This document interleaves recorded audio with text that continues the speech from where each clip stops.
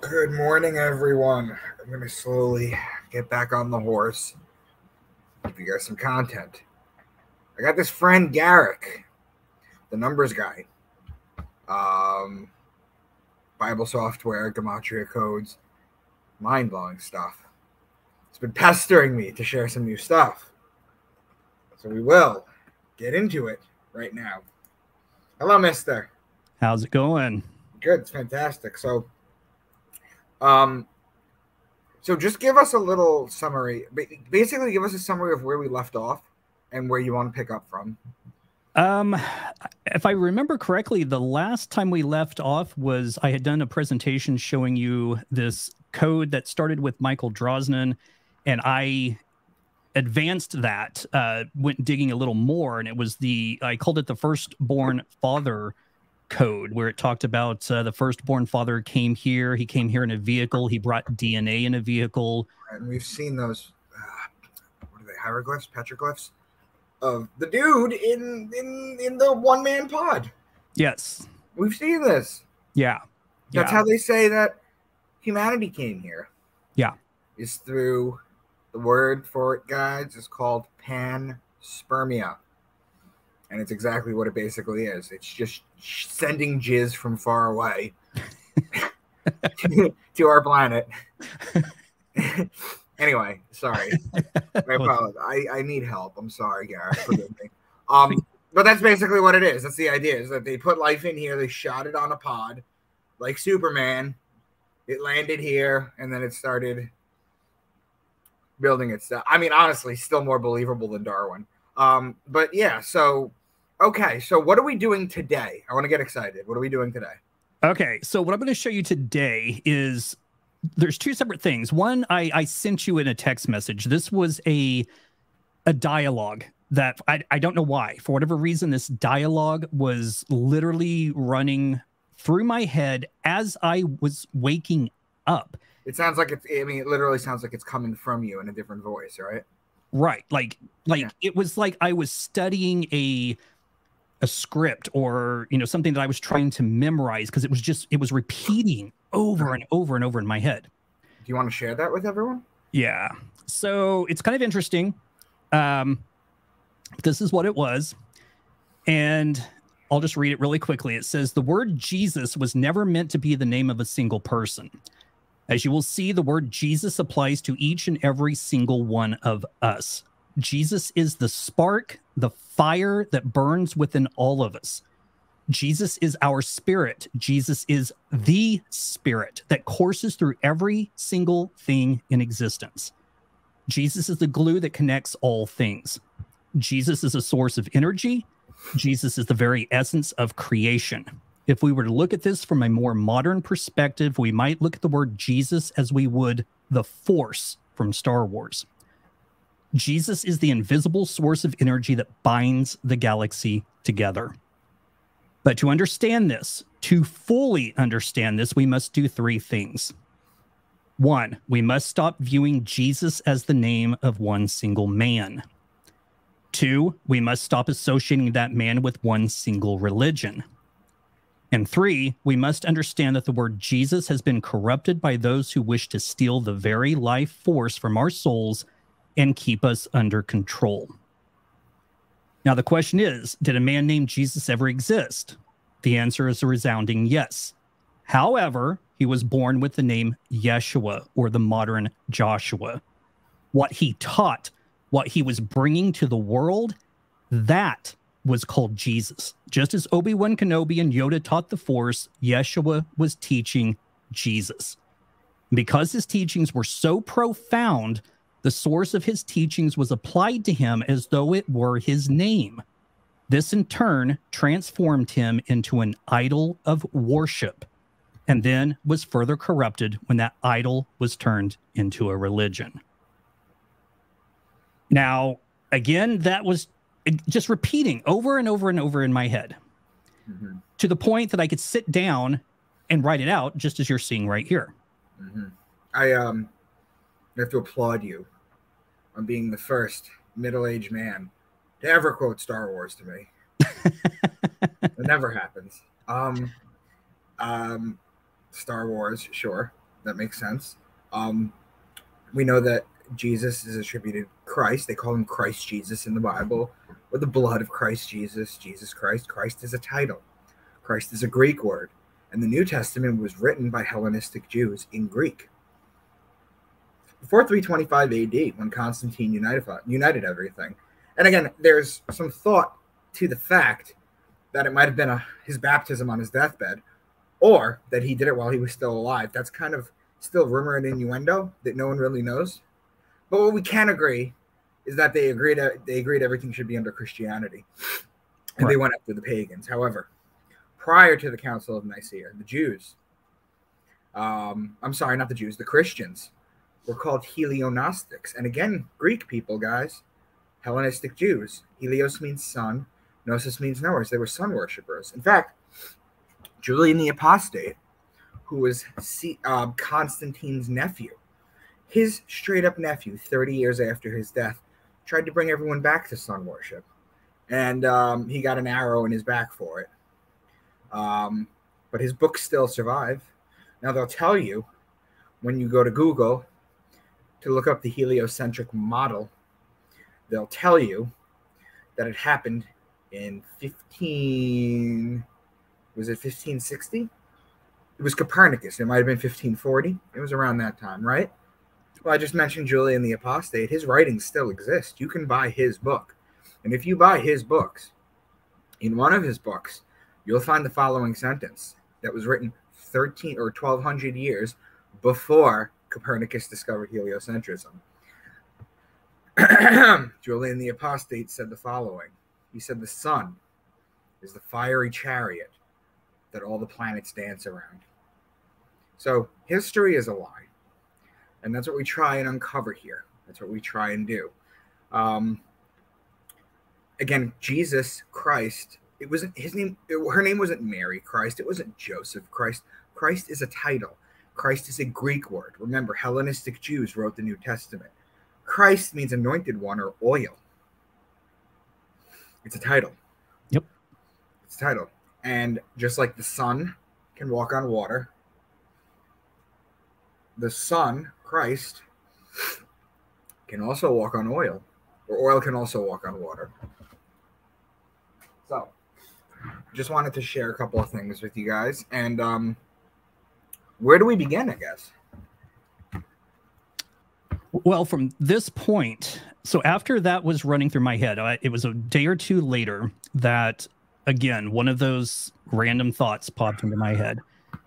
And again, it was upon waking up in the morning. The thought was to take the 1111 matrix code numbers and apply them to the Hebrew alphabet. Now, as we know with the 1111 matrix code, you take the last four, you add the remaining numbers, and it brings every number back to 1111. Right. So the thought was to take that first portion of those numbers, not the last four, the first portion. Right. And go straight down with the first 22 numbers. That's what I did. If by you say the 22 numbers, you mean the 22 letters in the alphabet, each one of them has one, right? Correct. Okay. All right. So shall I bring up your screen? Yeah. All right. What are we looking at here? So this is the Hebrew alphabet. These are the numbers that begin those 1111 matrix code numbers.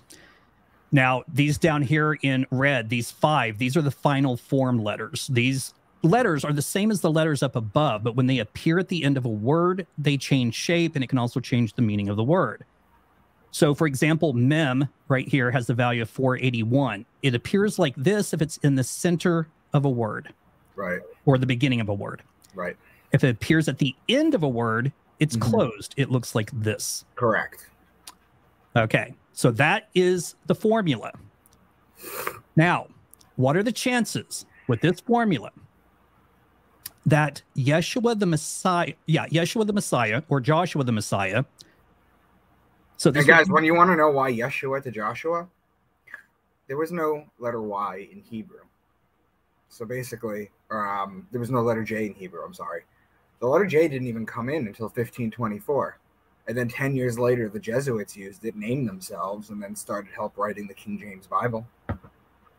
King James, who was gay, by the way, and came out with a demonology book right before the Bible. However, Yeshua, in Hebrew, the name Jonathan is Yonatan. Isaac is Yitzchak. The J becomes the Y. So all you do is you superimpose the Yeh with the J, and it goes from Yeshua to Joshua. It's the same letters. It's just a different sound.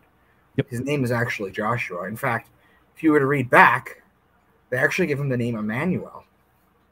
Before then, too. Jesus is not even mentioned right away. So, correct. Yep. Right.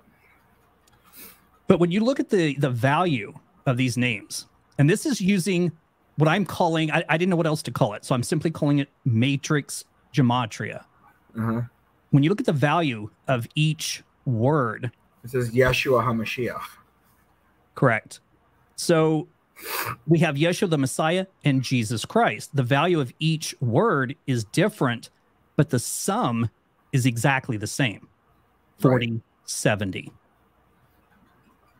Now, what's interesting about this new gematria is Christ now has the value of 2701, which is the entire value of Genesis 1:1 in Hebrew gematria. Right. And keep in mind, both of these reduce to the number 11. Yes, they do. And you don't, guys, for those of you, if this is the first time, look at it like this, okay? The word Yeshua, top left, there's a 1961 over it. So if I were to reduce that, I would add the 1 and the 9, that makes a 0, plus a 6 makes a 6, plus a 1 makes a 7. No, hold on a sec. Did I do that right? 1961. So it's shit. Did I do that right? It is right. Be 10, 16, 17. 17, and then you have 1 7 that becomes an 8. Correct. So guys, you keep reducing until you get one number. However, when you get down to numbers like 11, 22, 33, 44, these are called master numbers. They don't get reduced. They're sacred numbers. And in astrotheology, 11 is a handover date. It's the energy being passed over. Remember I talked to you guys about the firmament, the cusp, the outlier days? Well, that's what 11 is. You have a sign that's broken down into 3 10-day segments called deacons. That's why there's deacons in church. And 11 is just a handover from one deacon to the next deacon. That's all it is. So go on. Yep. So think about that dialogue that was running through my head. And what was the unforgivable sin that Jesus in the Bible talked about? So there's only one. You are to be Jesus paid for your sins in complete with his blood. Again, it's a blood cult, but with his precious blood, right? Jesus paid for sins with that. However, the one unforgivable sin that separates you from God and Jesus is blasphemy of the Holy Spirit. Yes. Which basically means you deny Christ. Correct. You could literally curse God out, and that's okay. But you can't deny the divinity of Christ. That's unforgivable. Correct. So blasphemy against the Spirit will not be forgiven is one of Jesus's or Yeshua's most enigmatic, controversial, and haunting statements. Now think of this. If Jesus is the Spirit that courses through us and we're blaspheming that Spirit, that man that was turned into a deity, a false idol, then blasphemy against the Spirit has already taken place and continues to take place every single day. It's hating yourself is what it is. Yes. It's hating yourself. And on a further layer, suicide. Yeah, no, this makes complete sense. I tell everybody the Christ is in everybody. It's an oil that goes up your spinal column and it goes to your pineal gland and you have your resurrection. They talk about it in Genesis 32:30. Jacob found the name of the place and called it Peniel, which becomes pineal. You see it in Ezekiel, his vision of God at 30. Why 30? Because that's your Saturn return. That's usually when you get an upgrade. That's when you're allowed to be a teacher. That's why Jesus starts his ministry at 30. It's literally all there. We are all Christ. The story of Christ is the hero's journey through the zodiac for each and every one of us. He is a stand-in for all of us. He does not represent himself. He's a stand-in for all of us. And as I've mentioned in the previous video, the reason that so many people see him, if he wasn't a real person, but yet so many people see him in near-death experiences or religious people, the reason they see him is because when you're going to pass, you tend to see loved ones. And Jesus is an archetype. Jung talks exclusively about the Jungian archetypes, the hero. Yep. Jesus is the hero. And he's an archetype that comes to visit you in order to transition you painlessly. And that's basically what it is. Yep. Absolutely.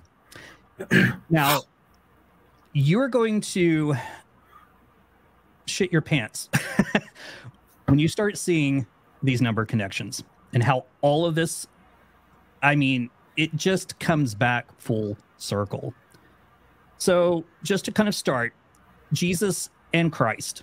These are the numbers that appear in Hebrew, Greek, English, and now this matrix gematria that I'm showing you. Well, under Greek, where it's Jesus 888, incidentally, guys, you'll see a lot of churches saying 888. Yep. That's Iesus, Ieusos in Greek. When you gematria that, it comes out to 888. Now, if you take the 888 and you double it, you get 1776.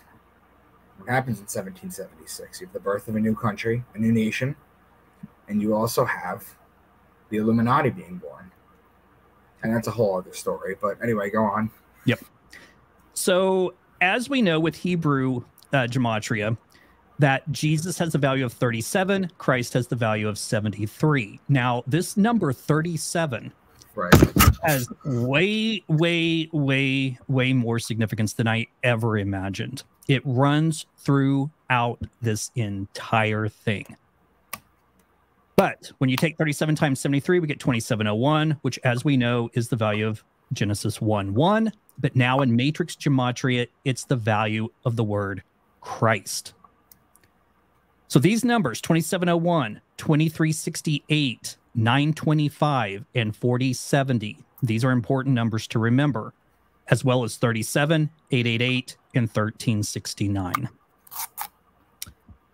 Now, very quickly, this is the Genesis star. This is made up of all the numbers 1 through 73. So when you simply start with 1, add 2, add 3, add 4, add 5, and go all the way up to 73, the grand total is 2701. The blue numbers here. Which blue? The inner blue? The inner blue or the outer blue? The outer blue. Okay. These are all the even numbers. Their value is 1332. This number is important because 1332 is simply 666 plus 666. It is the duality of man. So as you can see, they're all selected. The green numbers, as well as the inner blue and the red number, is 1369. That's the new value of Jesus in this matrix gematria. As you can see, now all of those are selected. Those two numbers combined is 2701, the value of Christ. 888 is the green perimeter. And as we know, 888 is the value of Jesus, just the word Jesus in Greek gematria. 481 is the inner star. And 481 in Greek is the value of the word Genesis. And then lastly, 925. That's the value of the perimeter and center of the inner star. 925 is the value of Jesus Christ in English gematria. So it's interesting that the matrix gematria is connecting to all these other gematrias. Now, the triangle of this star that's pointing up has the value of 2024. The triangle pointing down is 2046. Mm-hmm. Combined, it's 4070, which is the entire value of Jesus Christ in the matrix gematria.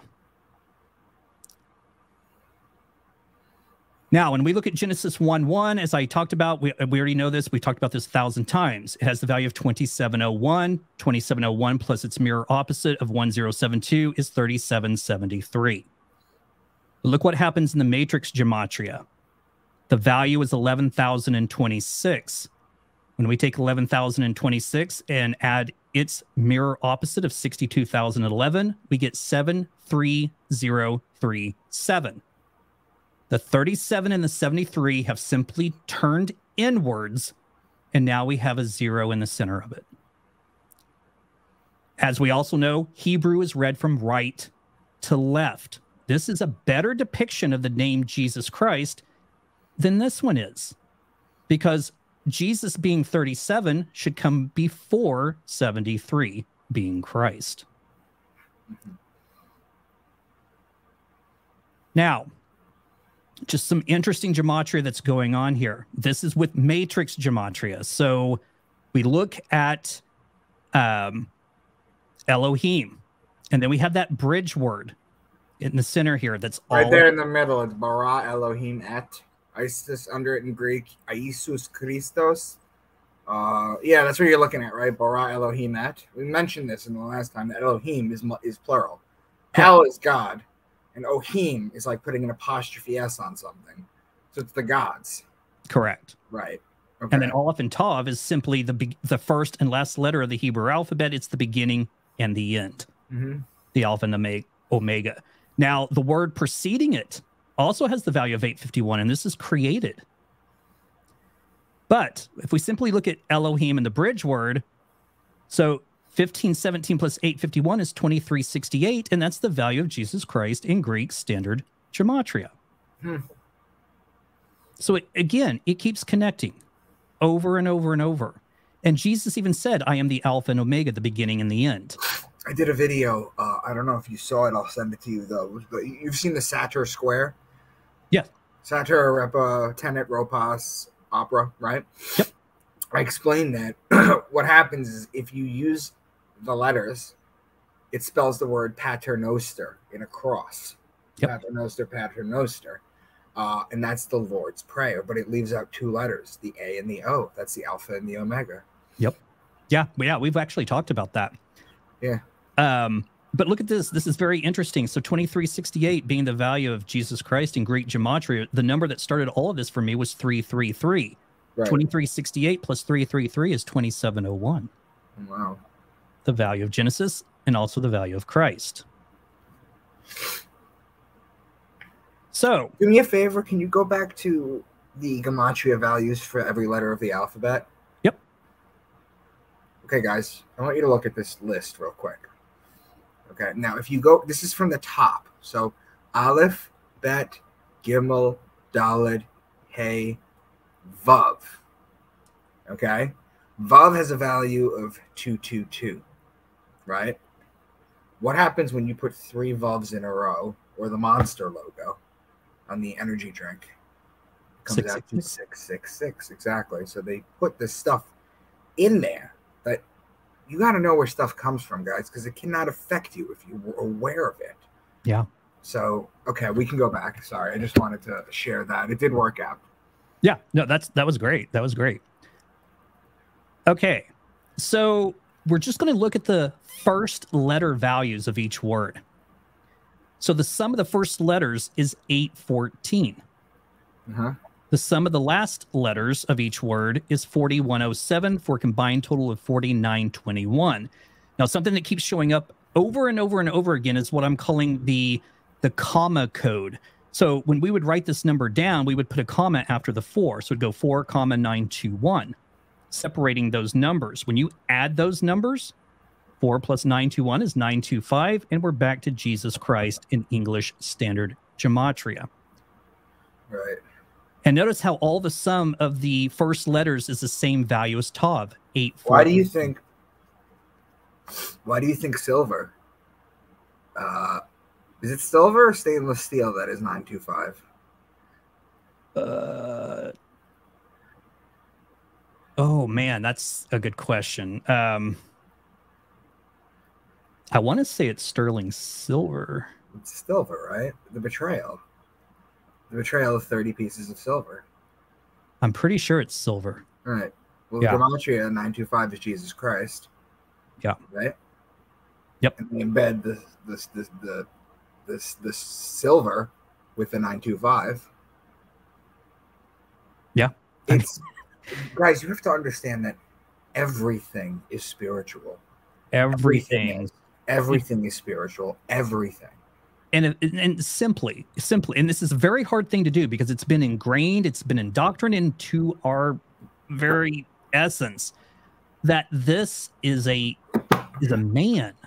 But if we think of it as spiritual energy and it's coursing through everything, we can simply see that playing out in these numbers because it keeps coming back to these two words, either Jesus or Jesus and Christ. Right. Now, another thing just pointing out here is notice how the letter of the last letter in this verse is 666, the number of man or mankind. Now, let's look at Jesus and Yeshua. So Jesus has a value of 1,369. Yeshua, 1,961. Those two combined, we get 3,330. Use the comma code, and we simply have the number 333. You know what the other thing, too, about the Vav is? You know how the Vav is 222? Mm-hmm. Well, it's also the sixth letter of the Hebrew alphabet.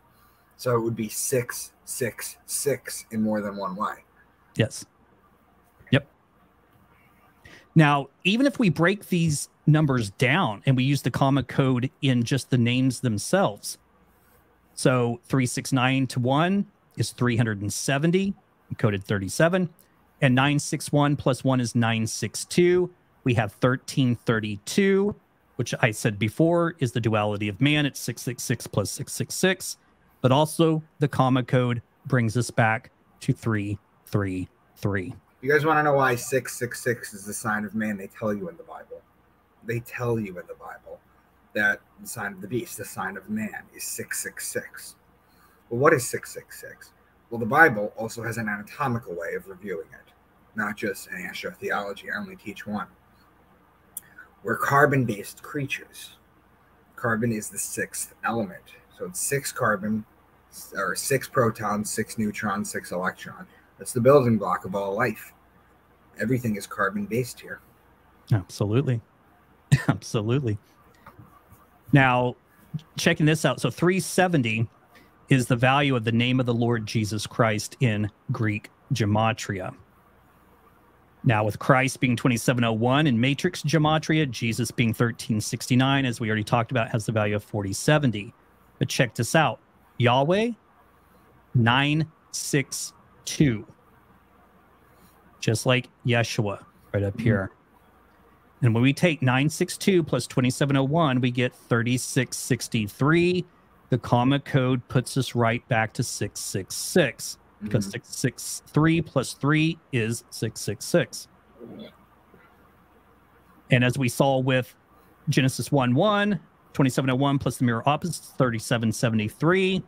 Subtract those, we have 110, which is Jesus Christ in Hebrew ordinal, 37 and 73 when you add them together. Now, something else interesting about Jesus being 1,369 is it's simply 37 times 37. That number, I'm telling you, it runs throughout this entire thing. Now, something else interesting here. We have Elohim, the bridge word, and heaven. 1517 is Elohim. The bridge word's 851. And heaven is 2294. Add those together, we get 4662. The comma code brings us right back to 666. But there's something else interesting going on here. Split 4662.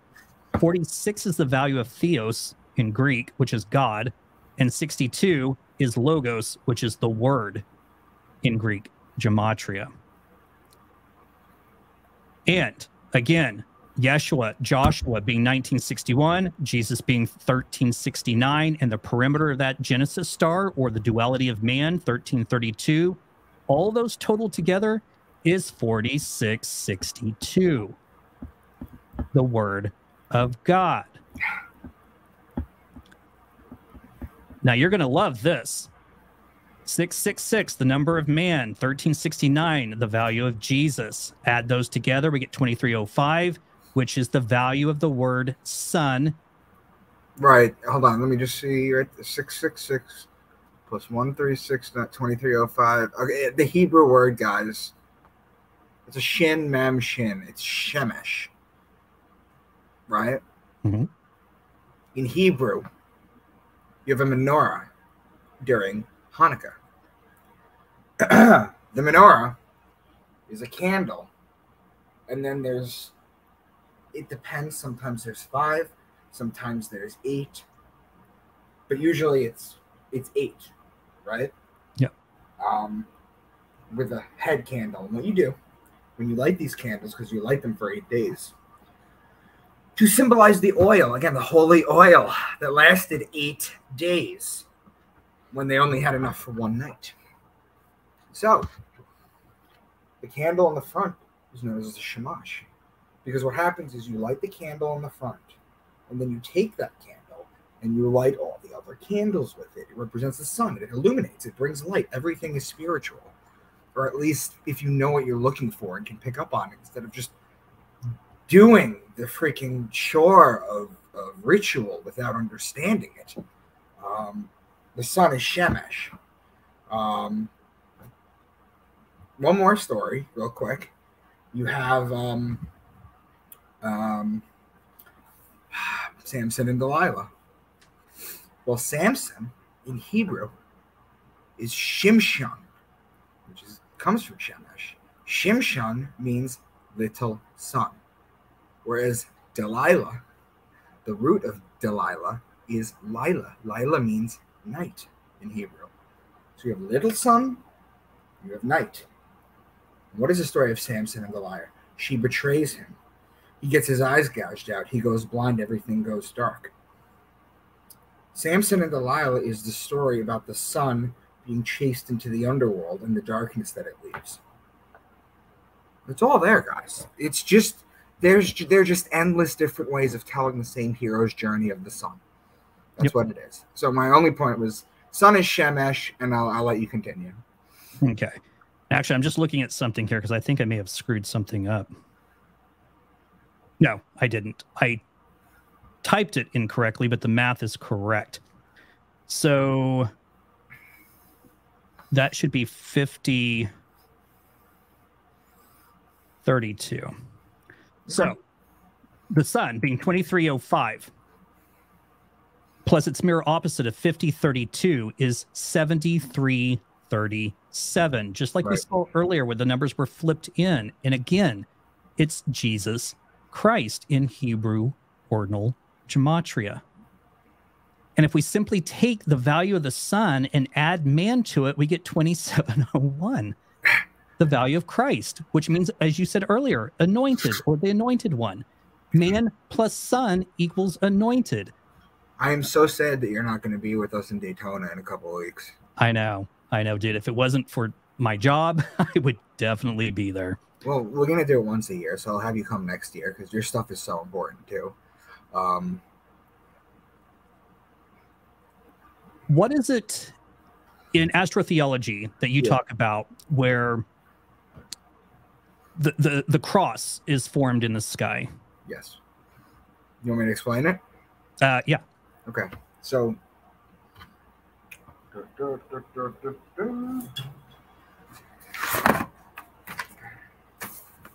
me show you real quick. Let me have to minimize my screen here so I can see you. So you can't see it. Forget it. Okay. You have the zodiac wheel.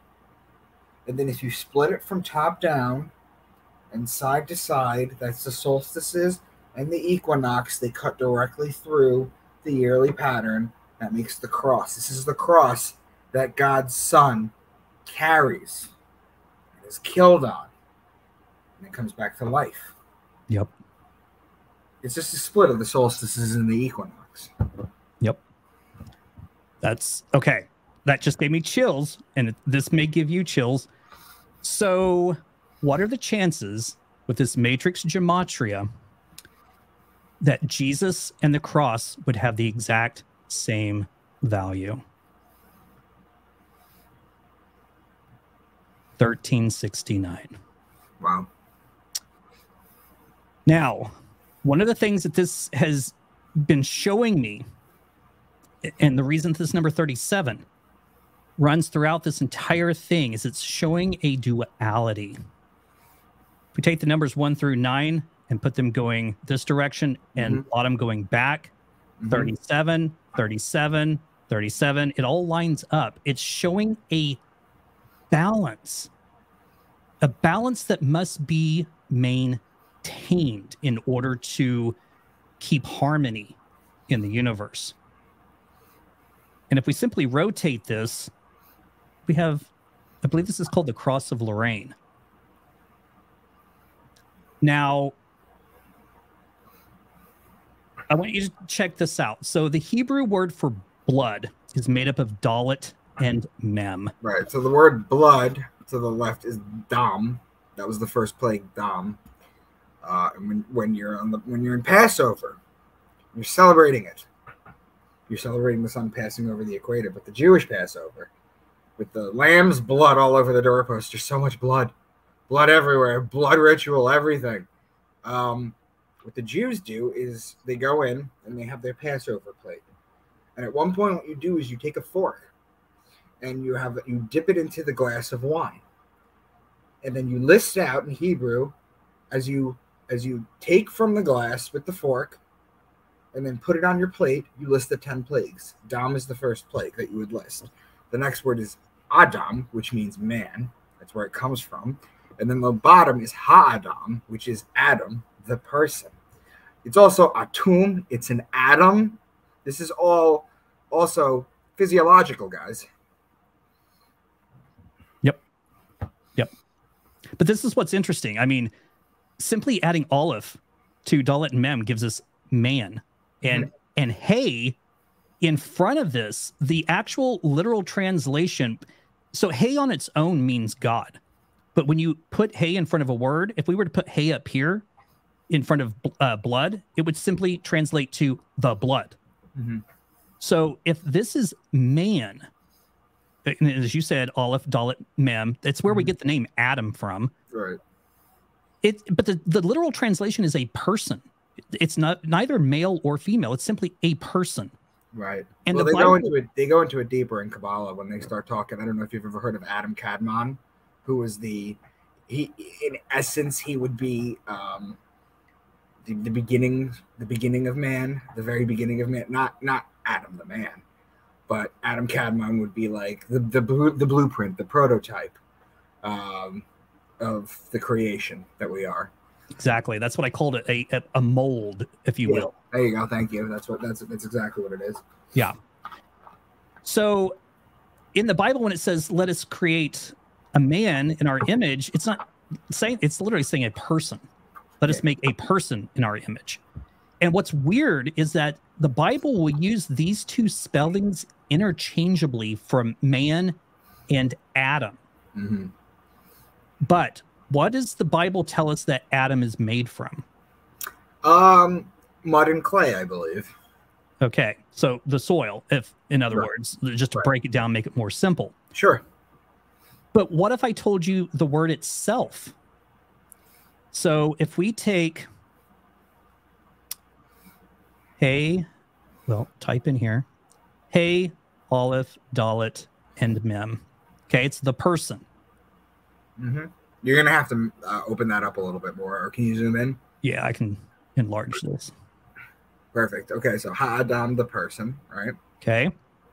All we have to do is move this to the end. And look what happens. Adama, yeah. But what was it that we said about the letter Mem? If it appears in the middle, it's no longer at the end of the word. It's now in the middle. So its shape must change to this, which is land. Whoa. Or, whoops, the soil. Wow. So literally, you're seeing that Adam, in terms of the words, Adam is made of the soil. Yeah. Wow. Wow, that was just done by changing the mem. Yeah, and moving the hey to the end of the word. Wow. Yeah. Okay. Let's jump back here. So that's what I have here. It's simply land or soil. Now, I found a code. What I did was I took the value of the new value of Jesus, 1369. I made the Bible code width 1,369. I wanted to go over to the very end and see if every 1,369th letter would say something. And it does. The question, and it asks a question, and it's weird how it asks it because it makes it sound like it's part of a conversation that's been going on for a while. But the question was, and literally it's phrased, because again, what is the source of blood? And that made me think, okay, well, what is the source of blood? Like, I know our hearts pump blood, but where's the blood come from in our bodies? Well, the iron in our blood could have only come from when stars collapse. Right, but the blood in our bodies, it's made in our bone marrow. Yes. Now, that started me on a new search. So, Hebrew word for bone in matrix gematria has this value of 1739. So simply taking bone and blood and add those two together, and we get 2368, the value of Jesus Christ in Greek gematria. Uh-huh. If we use the comma code on 1739 and make this number now 740 plus the value of blood, we have 1369, the value of Jesus in matrix gematria. Simply taking Yahweh, the value of the value of blood and the value of bone in matrix gematria gives us 333. And Yahweh being 962 and the word bone 1739, and we have 2701, the value of Christ. Again, what are the chances? I had no idea numbers in that these values would be this. We're beyond chance at this point. Yes. This is like ironclad as this is. You are taking the same scriptures that I have broken down with astrology, and you're finding concrete, innumerable, uncontested, freaking. It's a different way to read the Bible entirely, and it's just as deeply encoded as mine is. Absolutely, 1,000%. You guys need to start appreciating just how wild and magical the Bible is. Yep. And at the end of the day, the problem with the religious is that they're only seeing the literal layer. That is absolutely correct. 1,000%. Now, check this out. So 2368, and I have an arrow going down saying subtract. So let's subtract 2360 or 1369 from 2368. So 2368 minus 1369, we have 999. We haven't gotten to this yet, but 999 in matrix gematria is the value for light. Now, let's look at this. So Adam, a person, 666. But if we add hey in front of it, becomes, instead of a person, it's the person, 851. Now, what was Eve made from? Supposedly a rib, correct? Yeah. Well, this word for rib, it actually translates to a side, like a side of a person. And its value is 1702. What's interesting is in the Bible, when it says Eve's name, it's this spelling, and the actual translation is farm. Almost as if we're talking about a people farm. And DNA has the exact same value of 703 as the word Eve.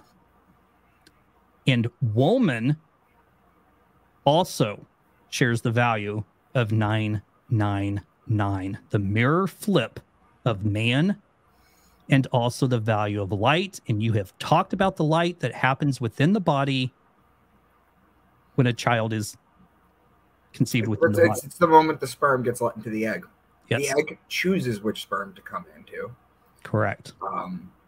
Whereas, okay, so the guy's sperm literally carries the XX or the XY, so the sperm decides if it's a boy or a girl. However, the egg will actually decide which sperm to let in.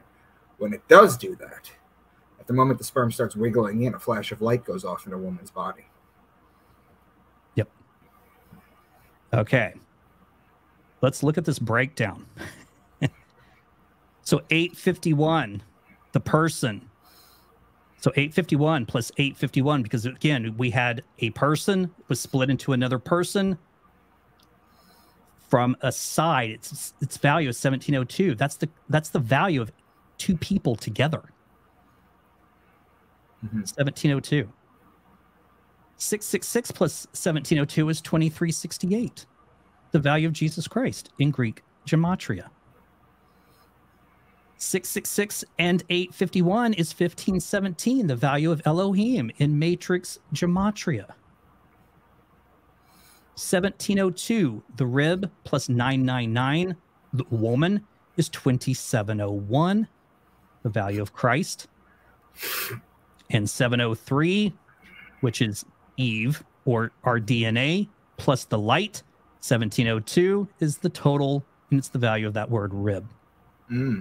Again, it's so deeply intertwined and connected. Now, I have a lot blocked out here, but let's go ahead and look at light and darkness. Excuse me. Light is the value of 999, and darkness is 1702, the same as rib, or the side.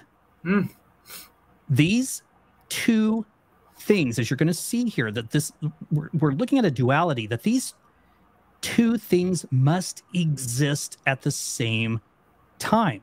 We simply cannot have light if we don't have darkness, and vice versa. If you lived in a world of only light, you would have no idea what darkness even was. They reflect each other. Evil has to exist. People don't realize this. It has to. It has 45:7, Isaiah 45:7. God tells you he creates the good and the evil, the light and the darkness. Exactly. If God is infinite and he's everything, everything's a part of God. Everything. We're experiencing God experiencing itself. Yes. It is the balance that I talked about earlier. Right. And I talk about it too, like it's everything. If you take the good and the bad, all the numbers in the world, all the negative numbers in the world, basically any two rubric metrics that you could kind of figure out, it comes to zero. It balances out to zero, perfect harmony. You look at a zero, it's a sine wave. It's literally a sine wave. It goes up, and then it comes to the middle, and then it goes down, and then it comes up to the middle. In fact, when you flat pack the Earth, you could find the sun going through the same sine wave, right? It's all there. It's all there. But again, light and darkness gives us 2701. Right. Christ.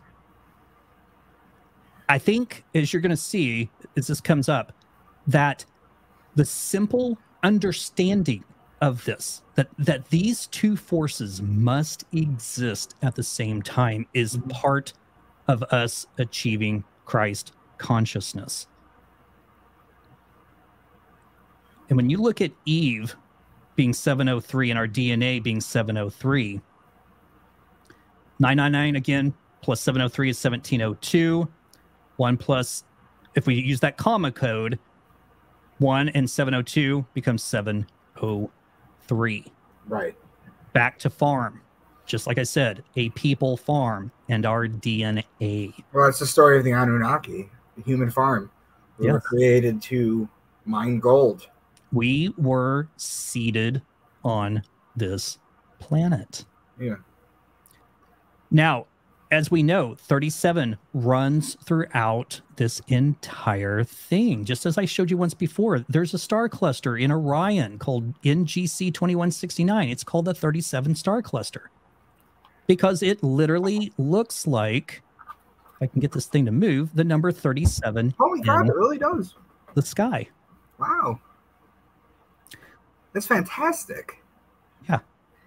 Now, what I found interesting is it's called NGC 2169, but it's made up of colanders 38 and 83. Why did they choose those numbers? They're simply mirror opposites of one another, but both numbers reduce to the number 11.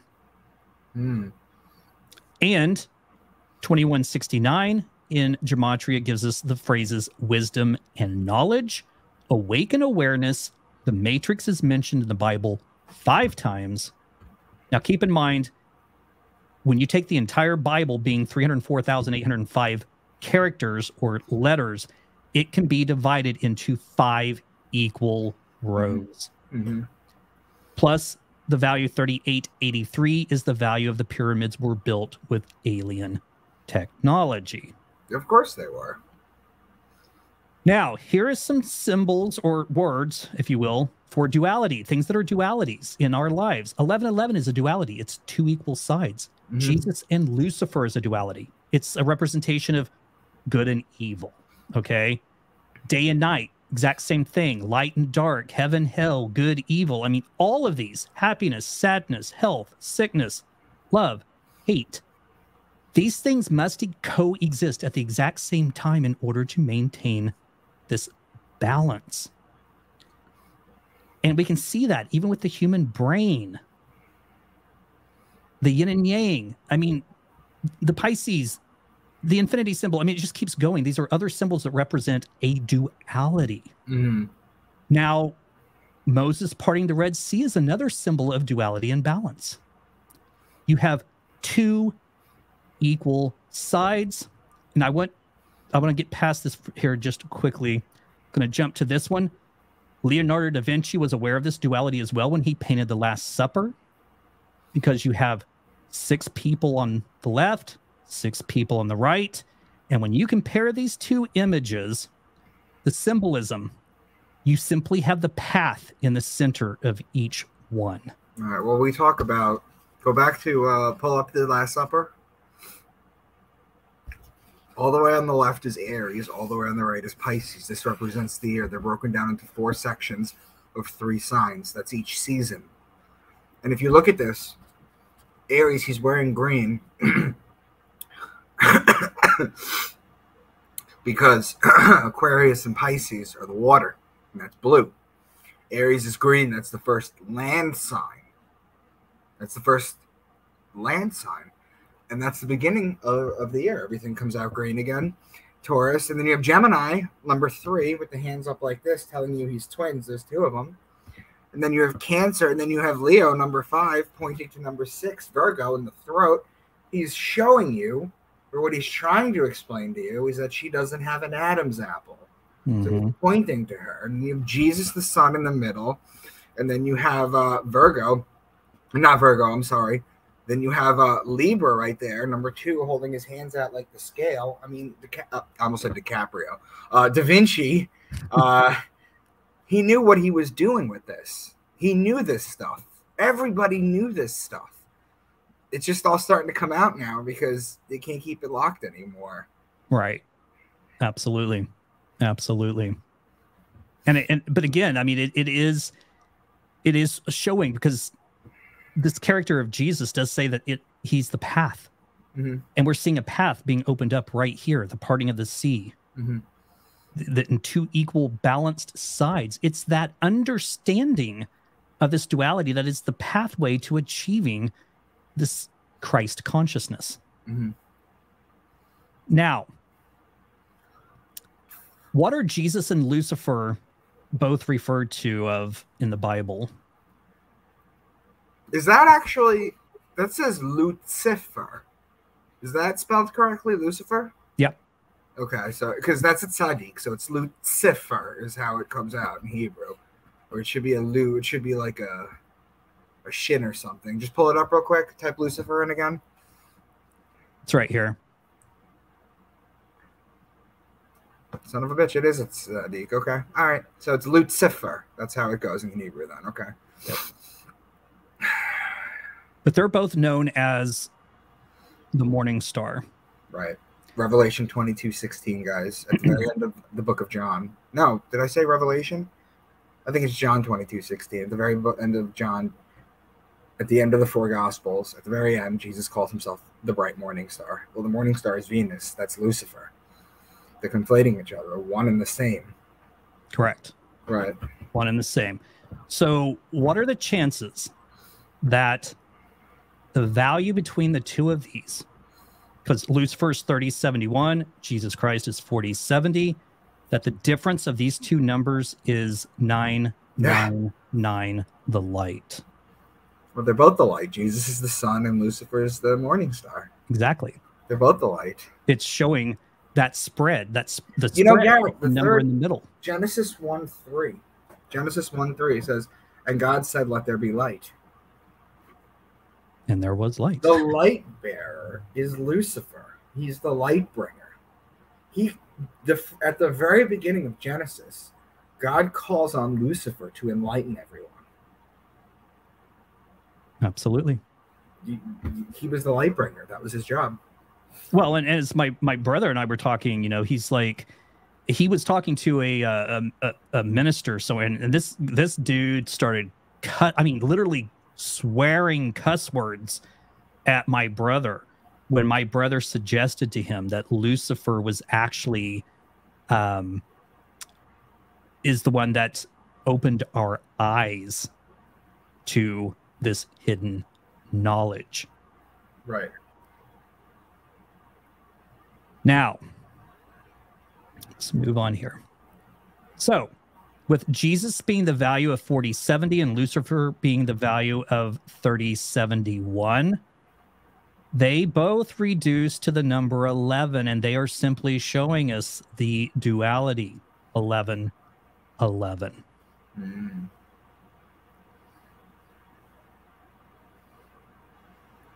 And what is the final connection to 333 with this whole thing? Well, this literally, I started decoding last night. So this is like so new, okay? But 4070 being the value of Jesus Christ, if we subtract 333, we get 3737. And 3737 plus its mirror opposite of 7373 is 1111. You know what John Kennedy's executive order 11110 was? No, what was? It was going to issue money backed by precious metals. Oh, wow. Wow. Wow. Let me pull all this down here. So let's break this down even more. So 3737. Well, 37 times 37 is 1369. Right. We're back to Jesus. As we know, 1111 times 333 is 369963. Well, 369 plus 963 is 1332. 1332 equals 666 plus 666, the duality of man. It's showing that, again, these two forces, we all have the ability to do good and we all have the ability to do evil. It's the balance. It's maintaining that balance, and it's the understanding that we all possess the ability to do one of two things. Mm-hmm. And again, 1332, using that comma code brings us back to 333. Now, what's even more interesting, and I found this just this morning. So 3737. Let me pull up my calculator here. So 3737. What happens if we subtract 1369. Of 2368, the value of Jesus Christ in Greek gematria. It keeps happening again and again. And I actually text this to my brother, so I need to look at my text here because I didn't have a chance to get all this written down. So with 2368, and we subtract 1369 again, we have 999. We're right back to the light. So it's literally showing us through these numbers that this thing that we're wanting to apply to a man, a physical man, but is more of this spiritual essence, that it's coursing through everything. In fact, it courses through this entire code. It courses through the entire Bible. And when we start going back and comparing these numbers to what I first found in the very beginning, the gematria values for 333, giving us these phrases such as the tool, magic secret, speaking in code, hidden intelligence, a code to find God, angelic host, loop time, earth ends, message of end, uncloaked, beast sigil. I mean, all of this now makes perfect sense. And the same with the number 1111. The quantum number, the architect of the matrix, great ability to cipher code. It's exactly what we're doing here. Hidden knowledge. It's the same thing as hidden intelligence. Most possessed number, just a dream, be aware of God. I mean, all these things. And of course, the beginning is the end, and the end is the beginning. I mean, it just keeps coming back.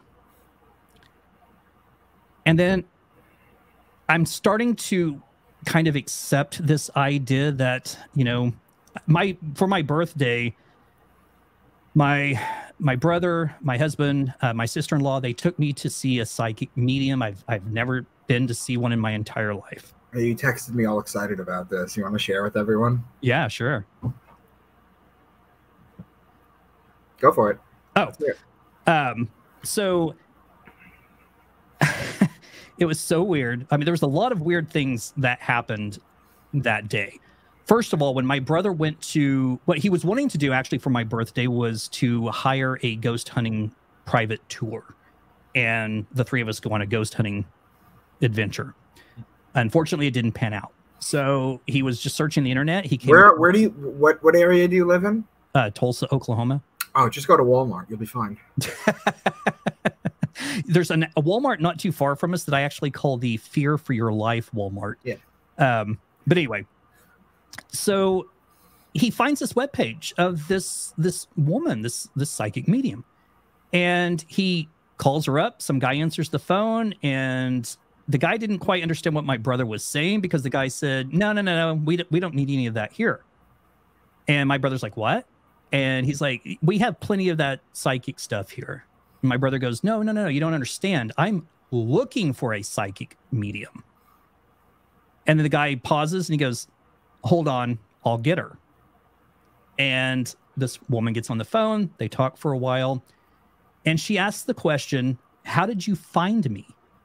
And he said, I found you on the internet. I found your website. And she pauses a second. She goes, I don't have a website. I don't advertise. I'm strictly by word of mouth.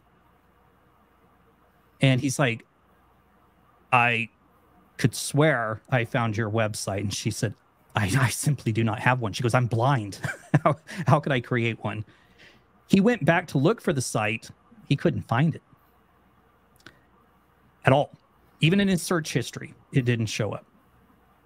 So that was one weird thing. Another thing that happened was a friend of mine sent me a birthday card sort of thing through Facebook Messenger. And it said, happy birthday, you majestic unicorn. So during the reading... Sounds like something I would say. I know. So during the reading, she took me to a back room. And now, when I say she's blind, yes, she is blind. But she can actually partially see when she holds something right up to her face. And I'm talking right up to her eyeball. And then she has to kind of move her eye around just to see it. That's how she was able to read my cards. Well, the stack of cards for my birthday had a unicorn, it had a Virgo, and it also had a rat. And 1973 is the year that I was born, and in Chinese horoscopes and everything, it's the year of the rat. So that was very odd, very odd. But she also told me that I was chosen to do something great, that I was chosen to deliver important information to people. And she asked me what my job was, and I told her, and she goes, I don't feel like it's that. It's something different. And I began to tell her about my YouTube channel and the work that I was doing. And she was completely enthralled with that. And she's like, I guarantee you that is what it is. You were meant to do this. So that kind of helped me, I guess, what's the word I'm looking for? Accept that maybe I was chosen to do this. You know, people like with my work and with your work, you know, people love it. But I don't think I make it known well enough that when you discover something that maybe nobody else has seen before, it's a duty and an obligation at this point for you to get it out there. Like it consumes you. Right. It becomes everything. And the weight of it gets heavy sometimes. Right. Yeah, absolutely. Absolutely. Well, it just takes me right back to those phrases that I found that involve my name and have the value of 1111.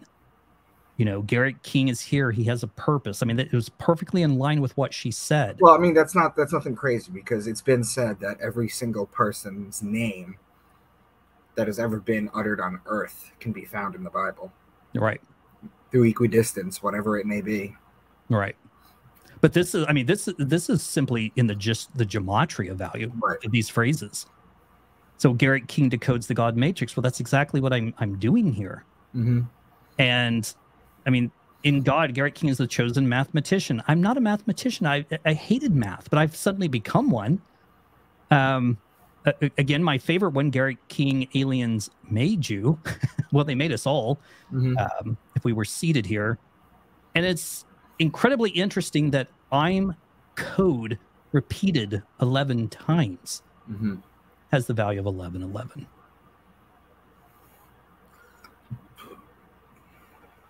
So that is basically it. That is the new information. And this was all strictly.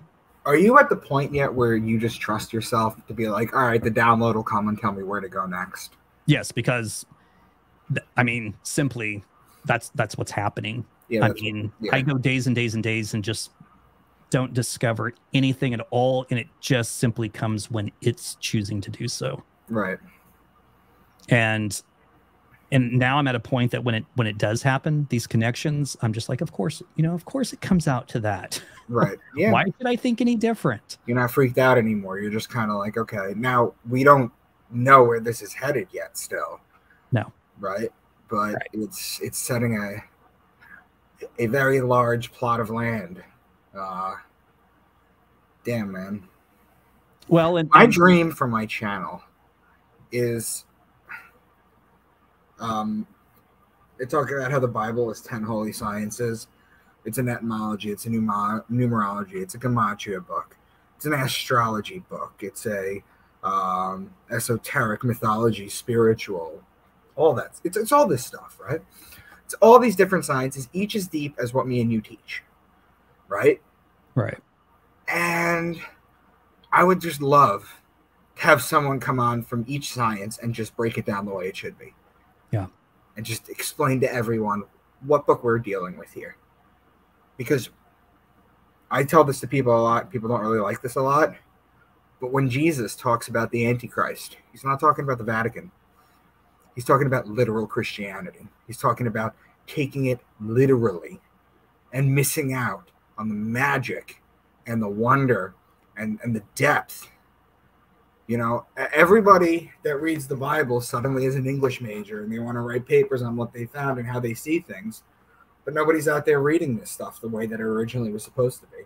Right. Right. And I mean, really, all this is proving that the Bible, the Torah, you know, it's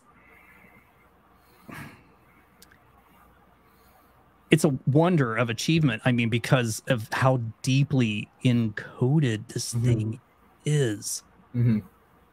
And the numbers, I mean, and I've heard this before from other people that, you know, if you only search Hebrew gematria and you don't look, you know, for other connections, you're only seeing like this sort of straight path. But when you start finding these connections with other methods of gematria and they line up, that's when you know you're onto a huge connection. I talk about this. I talk about, you're familiar with Emoto's water, talking to water and getting crystalline patterns, right? Yep. I tell people he was Japanese. He spoke to it in Japanese. Yeah. It wasn't in Sumerian. It wasn't in Hebrew. He didn't open up H.P. Lovecraft's book and just pull out some random language. He didn't do that. He spoke in his native language, and the intention from his words cast a spell and did that. You could do the same thing in a different language. So when people say this is not encoded or this language didn't come out or this didn't come out before, it's still going to work. Part of the reason that people can't argue what I teach is because people are like, well, was that what originally said in Hebrew? Number one, I can read Hebrew. But number two, the words that you're having issues translating, or the ones that you say could mean one thing or not another, have nothing to do with the keywords in the 12 signs. Nobody is debating whether or not they're talking about a goat. If they say goat, they mean goat. They say fish, they mean fish. They say ram or bull, they mean that. Nobody has problems with those translations. For example, in Hebrew, I think the word is litzach, thou shalt not murder. That's the original commandment. King James Bible, they change it to thou shalt not kill. Killing something, murdering something is two different things, because when you say murder, you imply that it's a human. Whereas if something is killed, could be an animal, could be a human, could be anything. Those words are different. And yes, you can argue the validity of translations, but my keywords, no one's touching those. And from what I can see, it doesn't even affect yours either. Right. Right. Are you still able to see my screen? You want me to put it back up? Yeah, I'll have to minimize so we're not getting the video. You get that endless feedback loop. Yeah. Which would work great if we were doing spirit communication. If I was recording like an 80s music video with you. Yeah. Now, did you get a chance to watch and listen to that video that I sent you? The communication with my father? Yes, I did. It freaked me out. Okay. What we're looking at is the word. Okay, let me just get this out there, guys. We're talking about white noise here. Yep. It's a phenomenon that's been studied. It's been debunked by a lot of people, but a lot of people are actually scared. The idea, they made a movie about it, White Noise, starring Michael Keaton. White noise is basically the static on your radio. And they say that sometimes clear voices can come in because from the dimension that the departed are on, they can transmit through electronics. You know, you hear like Satan is the god of the computer, and all you hear all this stuff. There's a reason for that. It's because they can transmit through whatever silicone-based / computer modus operandi you have. And that's what you basically get, is you ask questions, and then you hear the static, and then you fine-tune with, you fidget it a little bit, and then sometimes words come back. And the ones that his father, it just freaked me out because it was so clear. There's very few things that horrify me more than that, but thank you for that. That's basically what it is. That's what it is, right? Yeah. Yeah. Well, so you know the questions that I asked him, and one of them, which was the one that freaked me out. And again, this recording was done. It was your middle name, right? Yeah, when he actually said he refers to me as Todd. That's my middle name. And that was one of the key factors of that sort of feeling that I was indeed speaking to my father, because that's what he always called me growing up. So, but one of the things that he said when I asked him, "Can you tell me where you are?" Right. He Yeah, said, he said he was by the sea. By the sea. Now, we're looking at Elohim, the word for God, in Genesis 1:1. And as you said earlier, El means God. It also just means deity.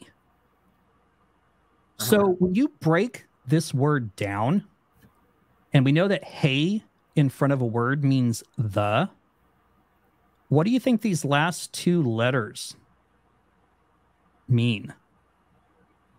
Yod and Mem? Im? Yep. If you put an A at the end of it, it means mother. But just on their own, Im? they mean sea. Uh. And I thought that was very interesting that he said we are by the sea. So that's Im. Im means sea. Mayim means water. Yes. Yeah, because if we change this, I think to, nope, that's not it. Oh, no. It's this. Yeah, Mayim. That's what I just said. Yeah, which is what appears at the end of the word heaven. Shemayim. Right. So Elohim, really, if you were to break it down, it would be deity of the sea. It would. Because if we put hey in front of it, it's the sea. All we're missing is Aleph and Lamed, El. And again, I just thought that was very interesting for my father to use that term, that we are by the sea. And when I asked him, can you tell me what it is that you do there? He said, we build. Now, the next day, I went back and I asked him, can you tell me what it is that you build?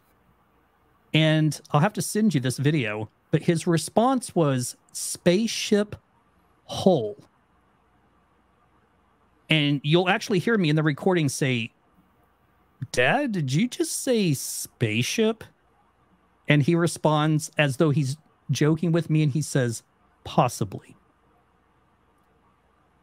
Now, further in that conversation, I said, and can you tell me where you're building this? Mm-hmm. There's a voice that came through. Now, when I do these recordings, I record to a Zoom H6 so that I can record to two separate tracks. My voice is separate from the spirit voice so that if I'm talking at the same time they're talking, it's not getting washed out. I can listen to each track separate. There's a voice that came through, and it simply says, we are not alone. Now, whether that meant we're not alone in the conversation, that other people are listening, don't know. But to me, it felt like it was straight up out of the X-Files by simply saying, we're not alone in the universe. Yeah, man. So, yeah, that was the connection that I wanted to show you, that the sea, and just that odd thing of him saying that we are by the sea. Do you need this file to upload to your channel? Sure, because that last bit of information there is completely brand new. Yeah, that's fine. All right, well, Garrick, man, tell everyone where they can find you. Yeah, on YouTube, it's the 1111 Matrix code. Just type that in, it'll come right up. On Instagram, I have two channels. One is 1111_Matrix_code. And the other is for my ITC research, spirit communication. And that one is I.T.C.C_photography. Beautiful, man. Thank you for coming on and sharing with us all this wonderful stuff. I can't wait to have you on again in like a month or two. Yeah, absolutely. All right, absolutely. I'll get this uploaded right away. Thanks for coming. Yep. Thank you. Thanks for having me.